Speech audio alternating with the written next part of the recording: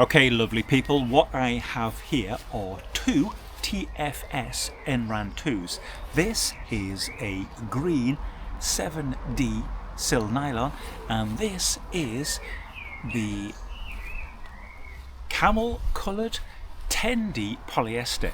And the idea of these few brief tests is to see how they perform in wind and rain, and I wanted to show you some door modifications I've been messing around with as well. So I'm going to pitch them now, I'm going to leave them overnight and into the showers tomorrow, and we'll see if the Silnylon one with this really high thread count does actually manage to stretch and sag compared to the 10D polyester, and it'll help to inform you which one you may want to buy, because these are proving really popular.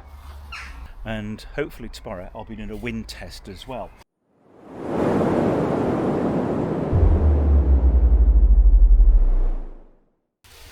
Now both of these are very similar in weight, so without poles and pegs and footprint, the 7D is 888 grams and the 10D is pretty much identical, really, as close as I can get it, and they both have the same pole.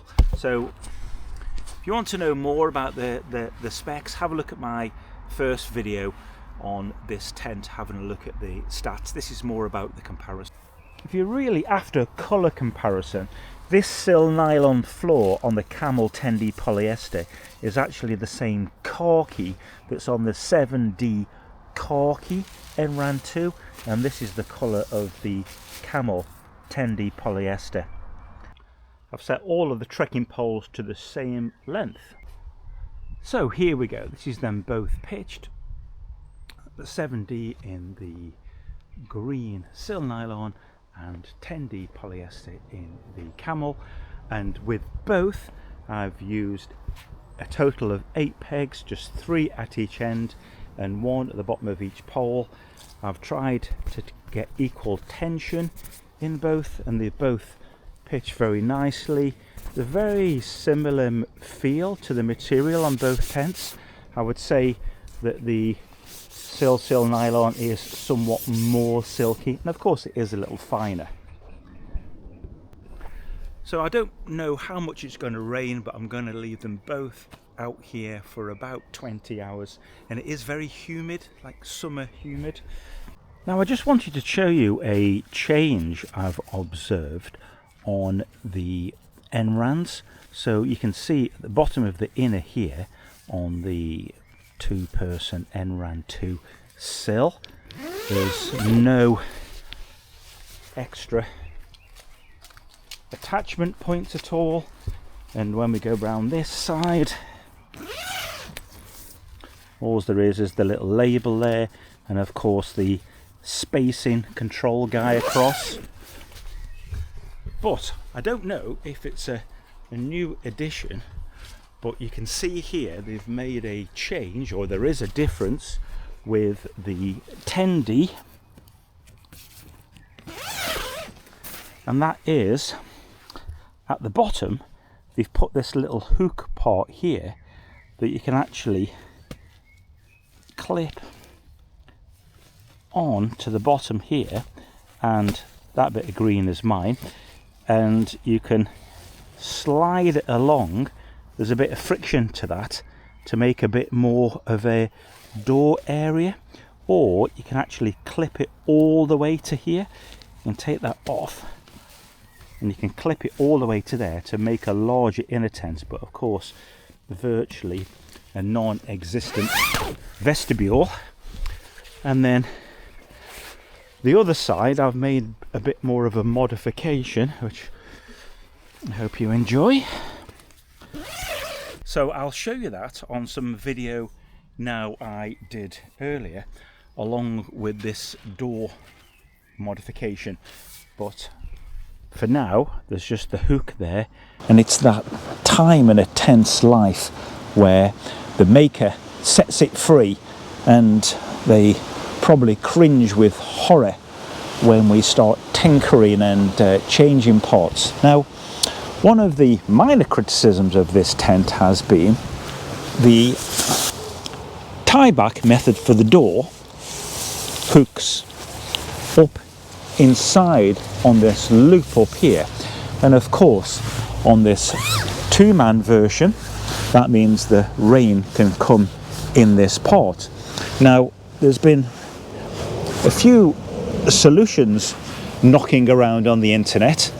My rather pathetic initial solution was to just place my rucksack there that kind of pushed it back, and this part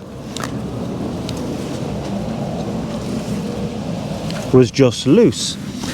And interestingly, I think TFS have done some mods here, because on the 7D version, the green one I was using before, this hook wasn't there, and when I opened the tent door, when I first pitched this tent, that was clipped on there, making a very small vestibule, but putting this right over. So I think TFS are having a little go.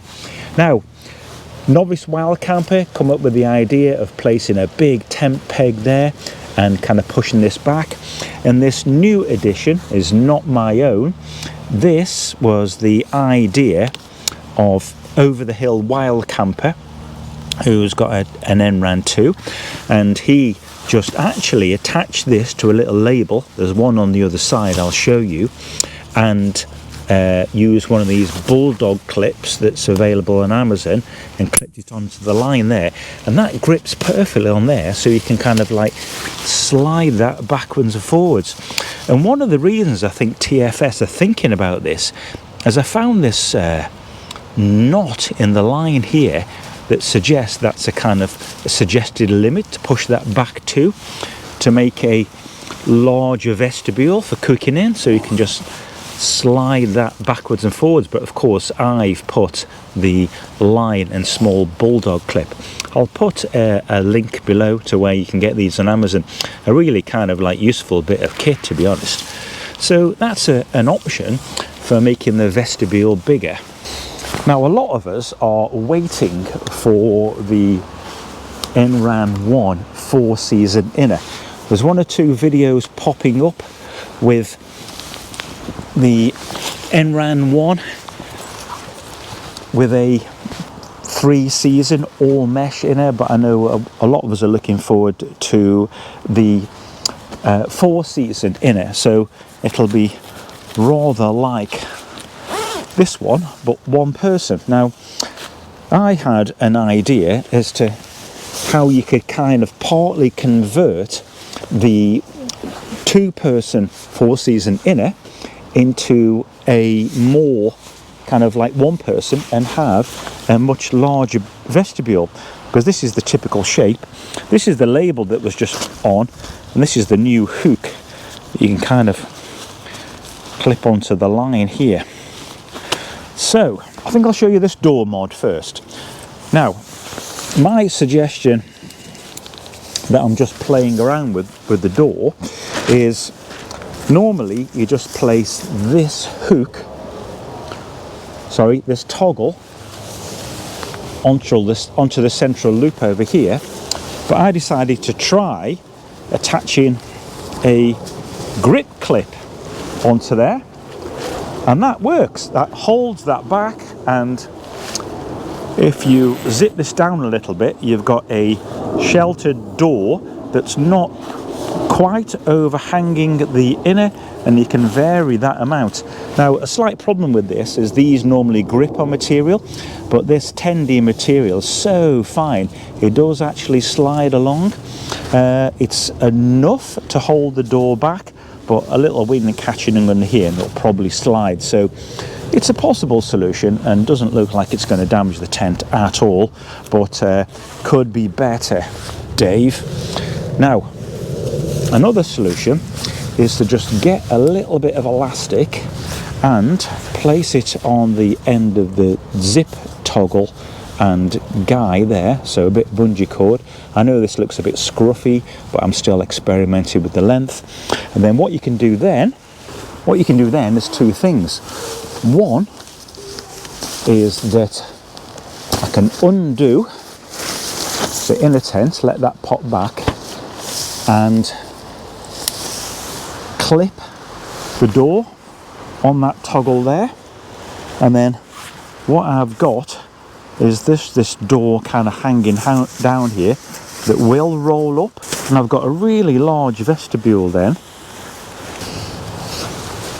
And then I can take this toggle and attach it through here. And if you're just one person in this tent, what that does then is bring the inner back. So you've got a really substantial space there, and you've got a door that doesn't let any rain in this side of the vestibule, and you've still got an absolutely vast inner. And this little tuck here doesn't encroach on the central height. You've still got absolutely loads of space. So this is a possible solution for those that have been waiting for the one person 4-season inner. Why not just consider clipping this over here when you're just one person, or even if you're two people and want loads of space. I still think that one person in is going to be great, but here's just a couple of possible little tinkers on to give you a nice weatherproof door, with the options to slide this back like I've done on the other side. Let's go back to that again. Little slidey bit there. To be fair, with that side slid back and this side clipped in, this is still really large inside. Still plenty of space. Now, while you're on, and you have to acknowledge that you're watching this either because you're considering buying one of these tents, or like me, you're a complete tent and material nerd. Either way, drop us a comment and to tell me what you think of the difference in colours, and of course remembering what the 7D khaki was like, and if you're considering buying these.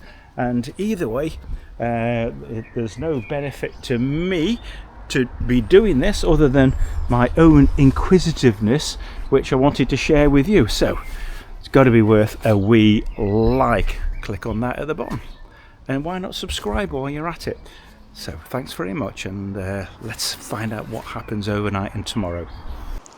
Right, this is the morning after the night before.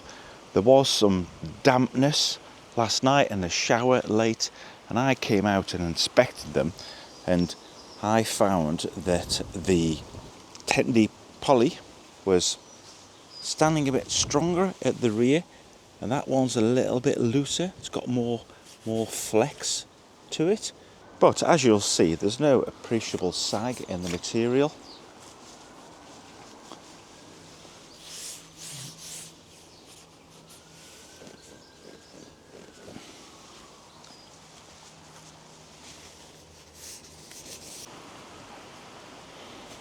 Right, there's been some very regular showers all morning. You can see that the tents are good and wet. Other than the same material kind of feel, and maybe it's a tiny bit of creasing in the 7D there, there's no real discernible difference. And of course, both are completely dry inside. So I would say it's a tough one really.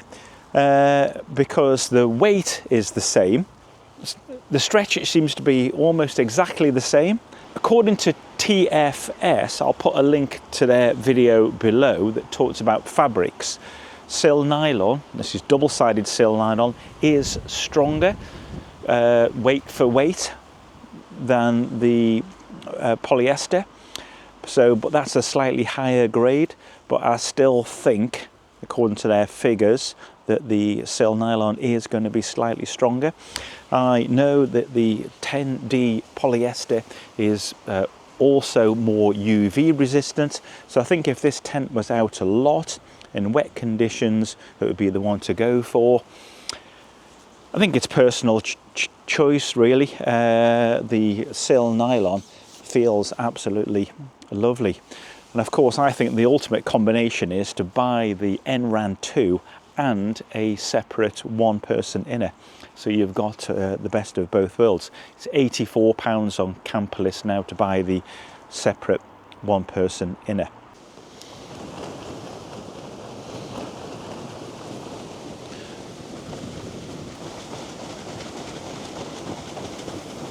Just listening to the sound here, the polyester is just slightly more noisy, slightly softer noise there, and I think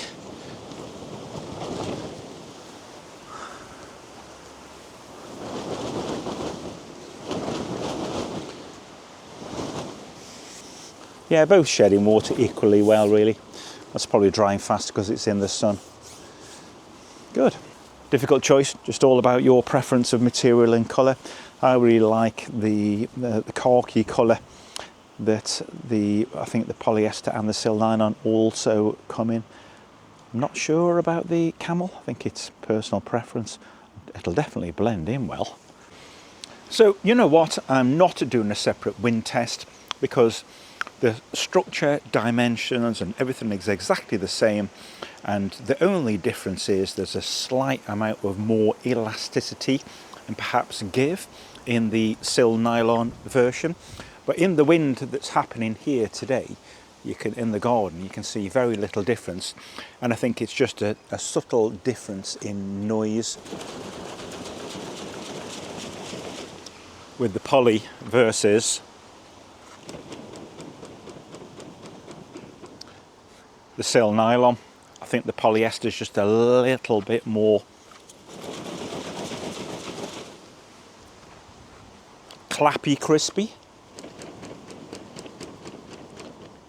The Silnylon's appreciably quieter. So which would I go for? Probably the Silnylon but that's just my preference. That's just for kind of overnighters, very little stretch in the material. I've used this in heavy rain and overnight there was no real need to be tightening it up. So that's my choice, either green or khaki in the Silnylon 7D. And for some people, perhaps more pro users than me, that might have it out in the sun and wet conditions for prolonged periods, then the polyester version could well be the one to go for. Enjoy, and thanks for watching.